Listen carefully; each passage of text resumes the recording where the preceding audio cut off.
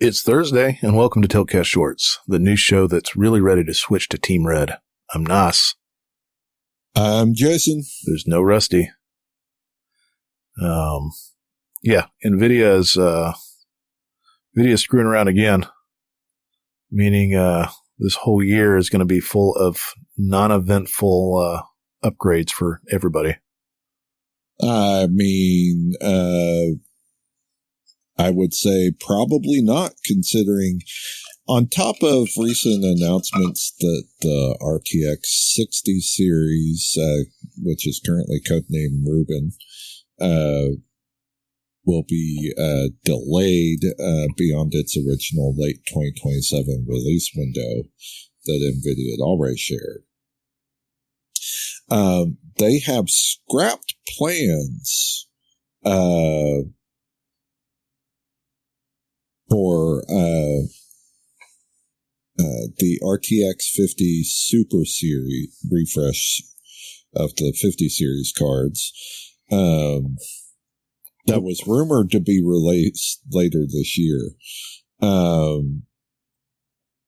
mostly due to, it is believed, the limited availability of VRAM.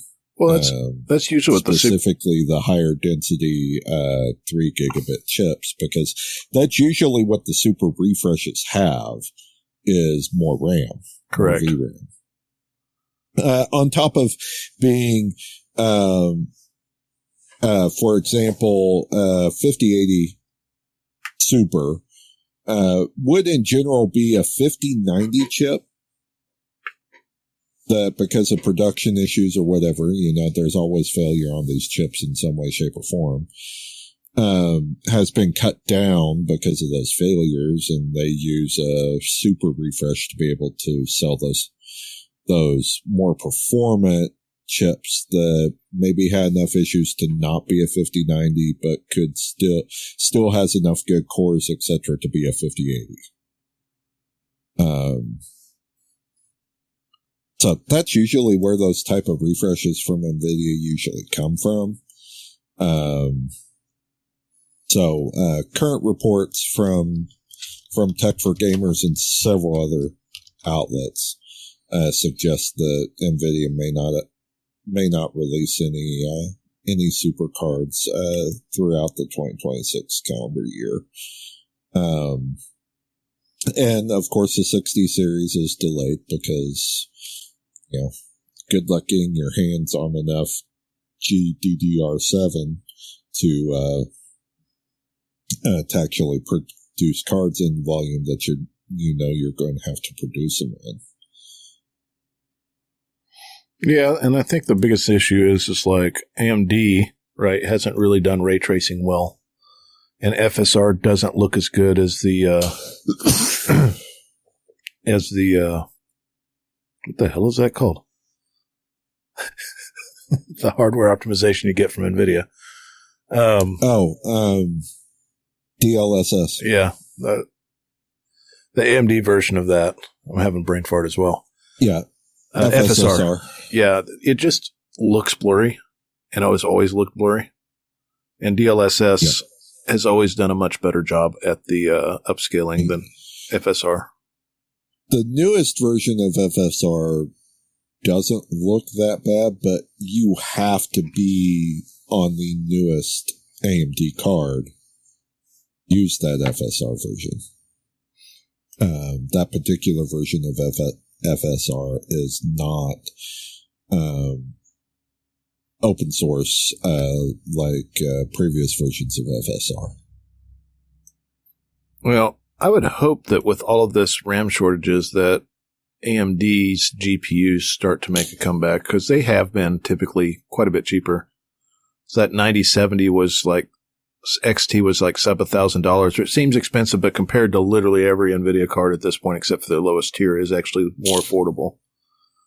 And we're at a point where, like me and Rusty would say that we're like rich. We just have no kid money, right? And with no kid money, affording something, like at $1,500, while it has been doable. But looking at cards right now, 5090 is running for like $4,500, $5,500. No way. Man, I just put $7,000 down on a car. No way I'm putting $5,000 down on a single GPU. Like, I refuse, right? That's too much money. Oh, yeah.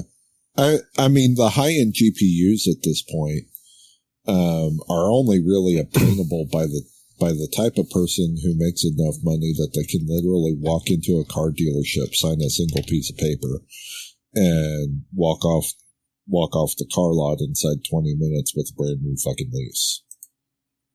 Like, yeah, that's where it's at. And unfortunately, with Samsung and SK Hynix trimming production and Micron getting rid of their consumer products altogether, in lieu of concentrating on memory for AI chips, man, it's not going to get any better anytime soon. I was just looking at Newegg while we were talking, and for $729, you can get an ASRock Challenger Radeon RX 970 XT. Like, compared to, that's the highest end AMD GPU you can get right now. Which, compared to everything you can get with Team Green, I know it's not as good with the ray tracing and everything else. That may be the market that we're kind of pushed into if we do upgrades. And there's rumors right now that there's going to be a new AMD GPU coming out. So I'd be curious as to how it compares. If how it compares is not that far off, and it's still sub $1,000, like, it blows the doors off NVIDIA. And I hope it does at this point. Like, NVIDIA, with its market share of AI, they're not going to lose money per se because nobody's buying their cards, but it might give more incentive for Radeon to be better, right? Or NVIDIA to drop some of their costs. Like, maybe at this point, with it being so expensive, like, subsidize some of the cost on your cards. Yeah. Well, and I mean, even on the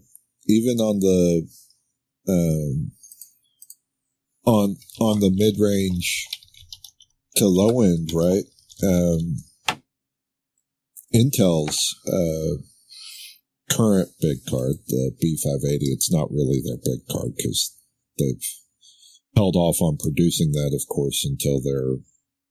I think they're going to hold off on a higher end card until their market share kind of stabilizes. But I mean, their B580 tested, like within 5%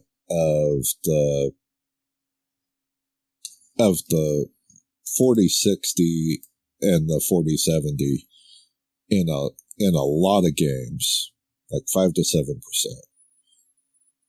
And at this point, that's a better value.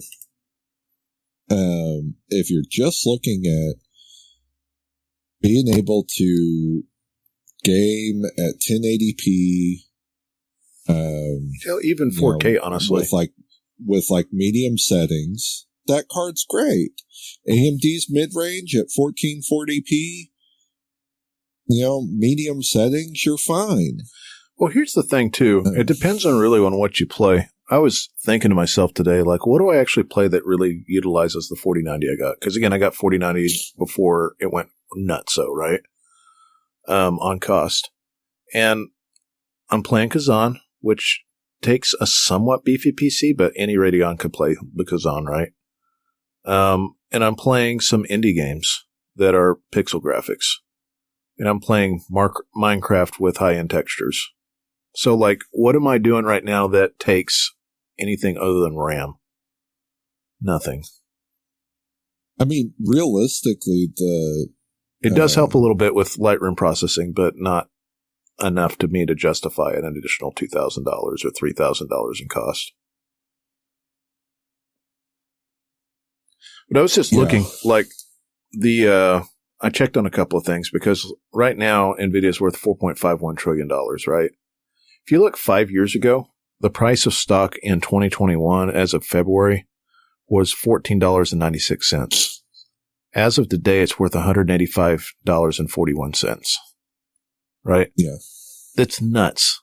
It's the value of the stock itself. Like, the value of the company is just went up exponentially with all this AI stuff. I was looking at something else. It's like if you'd invested $1,000 in NVIDIA back in 2006 when it was worth 9 cents a share, right now you'd be a millionaire with $1,000 investment 20 years ago. Yeah. So look, they're worth more than some countries. Yeah. And Jensen's proud of it. Proud of it. So, at this point, guys, I think a lot of gamers are going to be looking at sticking to old games, not running the latest and greatest at, max graphics and 4K and everything else because you're just being priced out of it.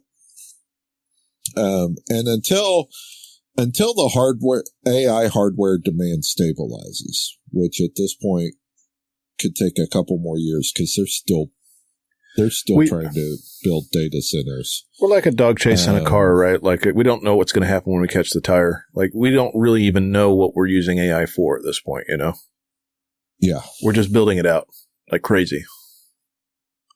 But at this point, until all of that stabilizes, this is going to keep happening with hardware prices. That's it, guys. Let us know what you're doing in the meantime. And until then, find full episodes of our full-length podcast, the Tiltcast, at tiltcast.com, along with the audio versions of these new shorts. You can find us on iTunes and Spotify. Subscribe there. And come back on Saturday for more news. All right. We'll see you guys.